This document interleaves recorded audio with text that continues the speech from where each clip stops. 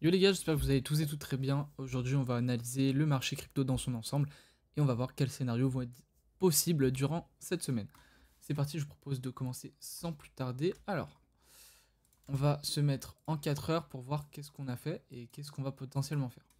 Donc, comme je vous ai montré actuellement, on est sur la zone OTE. Très bien. On avait deux autres scénarios qui étaient de venir sweep cette mèche et ensuite de repartir.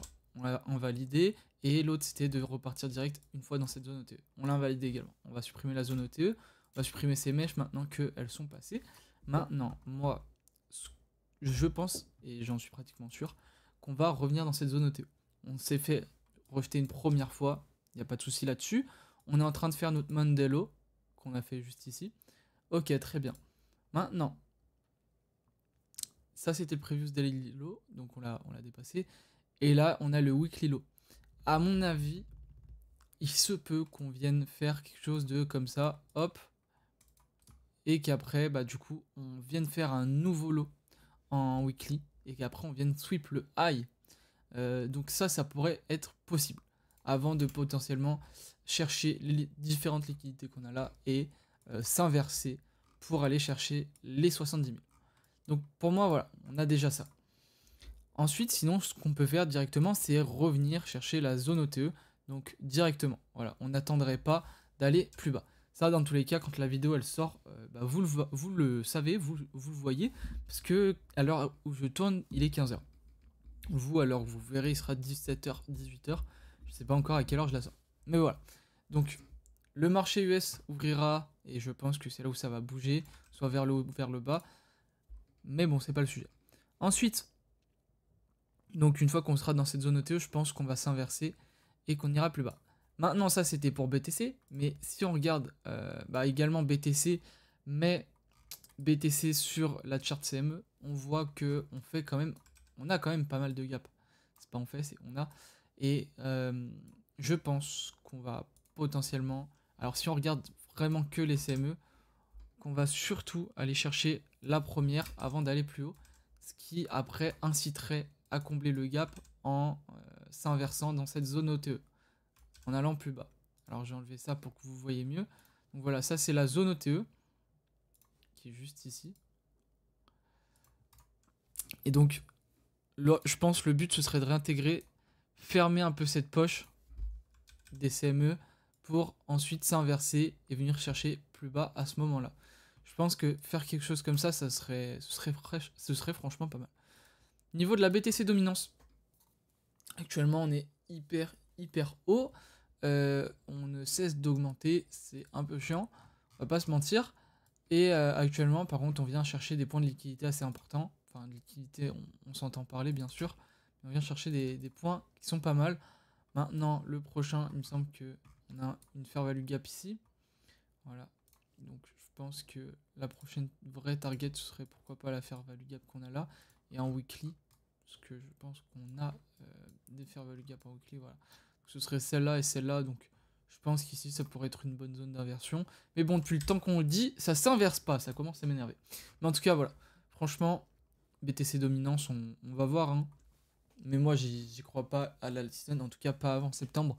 Ce serait un bon point de retournement, que ce soit pour l'économie ou pour le BTC tout court, le domaine des cryptos. Niveau d'Ethereum, donc, bon, on marque toujours un rejet hein, sur le niveau des 1840, comme je vous l'avais précisé. Donc c'était le niveau entre la fair value gap 4 heures et la zone OTE. Donc là-dessus, on aurait lancé un trade. Bon, le trade aurait été chiant, mais on serait quand même en positif. Mais moi, voilà, c'était ma principale zone de rejet sur Ethereum. Maintenant, dès qu'on la passera, les prochaines targets seront bien plus hautes au niveau de cette fair value gap, voire de celle-là. Donc au niveau des 2000, voire potentiellement 2200. Il me semble qu'il y avait une zone de confluence. Mais voilà, pour l'instant, on touche à rien, on fait rien, on patiente. Niveau ETH BTC, bon, vous voyez, on stagne, ouais, on accumule, on va dire, mais je sais pas si ça va partir un jour dans le bon sens. Je pense que ça va plutôt partir dans l'autre, mais on verra. Maintenant, au niveau de la charte totale, alors on va plutôt regarder Total 3, plus intéressant.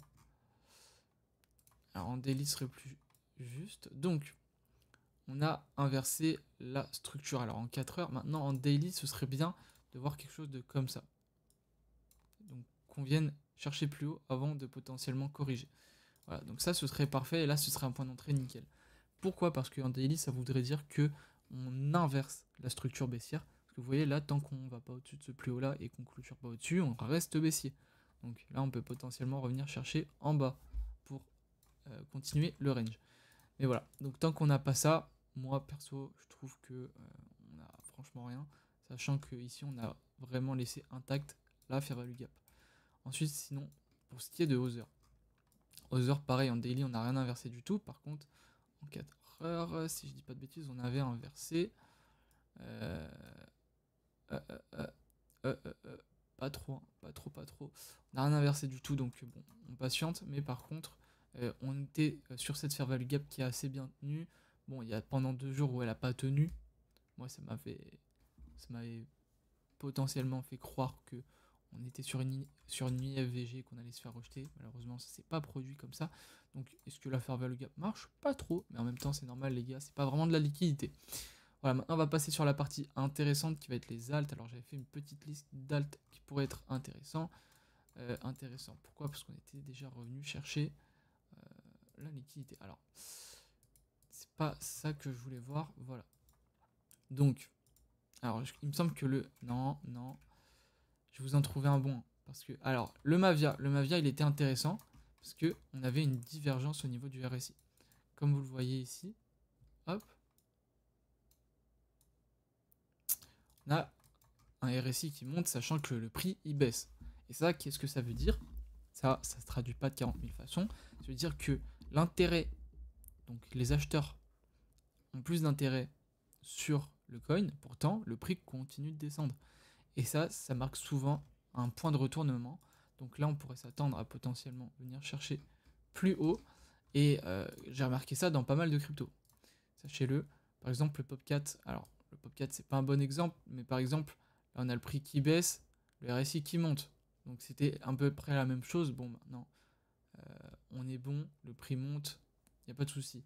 Mais ce point-là, c'était un point intéressant.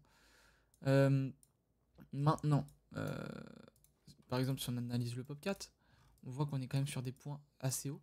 On n'a pas vraiment de correction, on a juste une accumulation qui se forme, comme vous le voyez ici. Donc on va voir ce qui va se passer, peut-être une manipulation vers le bas avant d'aller plus haut, ou potentiellement le contraire, manipulation et distribution. On verra ça. Le APT qui est dans un très bon point. En tout cas,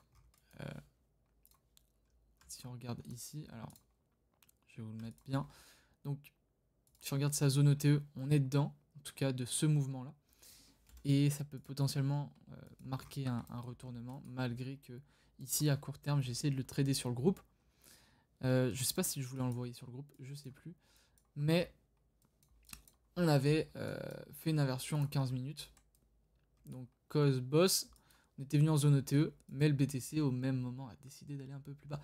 Mais c'est pas grave, dans tous les cas, on n'était pas dedans. En tout cas, celui-là, je vous l'avais pas call. Par contre, le note, je vous l'ai call. Actuellement, on tient la zone ETE, on a la même pattern, cause boss. Et du coup, on attend. On attend de voir qu'est-ce que ça peut faire. Maintenant, on va voir. Regardez, donc là, on a notre cos. Et là, on a notre boss. Et du coup, la zone ETE, pour l'instant, réagit. On va voir à l'Open US si ça marche ou pas. Encre. Donc, encre. Alors, mince. Donc, encre, pareil. Cos, boss. Et on réagit dans la zone ETE. Celui-là, même malgré BTC qui chute, il est assez bien tenu. Donc, je pense que ça peut être pas mal, surtout si on a un retournement sur BTC. Après, les gars, c'est pas si grave si on se fait stop loss. Le Xlink qui, pour moi, est un des coins les mieux. Avec l'ENA. Mais l'ENA, je vais vous montrer juste après. D'abord, je vérifie un truc. Donc, pourquoi le Xlink? Parce que tout simplement, là, on est dans des niveaux très bas comparé à tout le reste du marché. Et donc, bon, alors, on va pas faire gaffe à cette chute, mais enfin, à cette montée. Mais c'est normal sur le Xlink. Donc, à court terme, on avait fait, on va supprimer ça, une grande impulsion haussière, comme vous voyez, avec tout le reste des cryptos. On a pris plus 60%, etc. Et on a directement corrigé. Après, on est venu chasser vraiment tout ce qu'on avait au niveau des liquidités. Et vous voyez que là, actuellement, on est sur des niveaux bas. Par exemple, avec le bottom actuel, on est sur un niveau de plus 14% de hausse. Donc c'est une localisation qui est assez bien, parce que, regardez, ici, on est haussier en moyenne time frame, en grande time frame, bon, on reste baissier comme la plupart du marché, mais c'est pas hyper grave. En petite time frame, alors, en petit time frame, vous voyez que bah, on reste également haussier. Bon, de toute façon, là, on a juste zoomé. Et actuellement, on était baissier. Et là, on a eu une inversion structure. Ce qui veut dire qu'on va potentiellement passer haussier. Donc là, si on passe haussier, regardez. Donc, je crois même que c'est en 1 heure l'inversion. Ouais, bon, elle est un petit peu dégueulasse, on va pas se mentir. Mais voilà. Cos. Hop. Boss. Bon, allez. Ça marche pas du feu de Dieu, mais par contre, si on se met en 15 minutes, on la voit clairement. Vous voyez, on peut même la mettre en un peu plus court terme. On la met de ici à ici. Et hop, on inverse la structure. On passe bien aussi en court terme. Maintenant, on se reload dans la zone OTE. Et on a fait vraiment juste une touchette. Et après, on est remonté. Donc pour moi, c'est vraiment un signe qu'on a des acheteurs qui sont présents. Donc on va voir ce que ça donne. Et voilà, la localisation est bonne. On n'a pas vraiment de liquidité à aller chercher au niveau du bas, même si le prix a pump quand même de pas mal. Donc on peut aller en chercher, mais c'est pas non plus défendu. Enfin, je pense pas que ce soit obligatoire, quoi.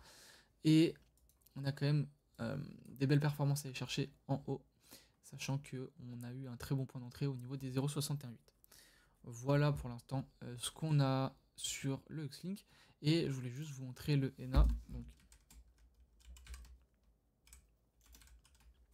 le ENA, je vais vous le mettre 2 secondes. Donc, on va prendre sur BitGet. Donc, le ENA. Alors, malheureusement, on est venu faire un nouveau plus bas, mais on avait un setup qui était aussi intéressant. Et pourquoi il est intéressant? Donc, moi, je surveille un retournement de pattern avec confirmation. Parce que, tout simplement, on est venu pump, mais bah, déjà, on reste haussier. Et surtout, on est revenu tout retracer la hausse. Et là, on est à des points de liquidité qui sont extrêmement bas. Regardez, là, on est venu chercher tout ce qu'il y avait au-dessus. Il manquerait à aller chercher ça, voir cette mèche. Mais je pense que, en vrai, là, on pourrait déjà avoir un retournement. Si le BTC pump après 15h30, je pense qu'on pourrait avoir ici notre cos, ici notre boss. Et que là, on pourrait trouver vraiment un point excellent de longue. Voilà, après, toujours, quand vous tradez, toujours prendre en considération l'endroit où il est actuellement et si, genre, vraiment, plusieurs time frames sont alignés. Voilà, en tout cas, c'est tout pour cette vidéo. Je vais vous laisser là-dessus. J'espère que vous l'aurez apprécié, un petit peu longue. N'hésitez pas d'ailleurs, quand vous regardez mes vidéos, à mettre en x1,5, x2. C'est toujours plus rapide, vous avez les informations plus rapidement. En tout cas, c'était Albin Crypto. Si jamais vous voulez rejoindre le groupe, il est dans la description. Et si vous voulez passer par mon lien partenaire sur Gmail, vous avez moins 15% sur vos frais de trading. C'est également dans la description. Donc moi, je vous laisse là-dessus. C'était Albin Crypto. Ciao.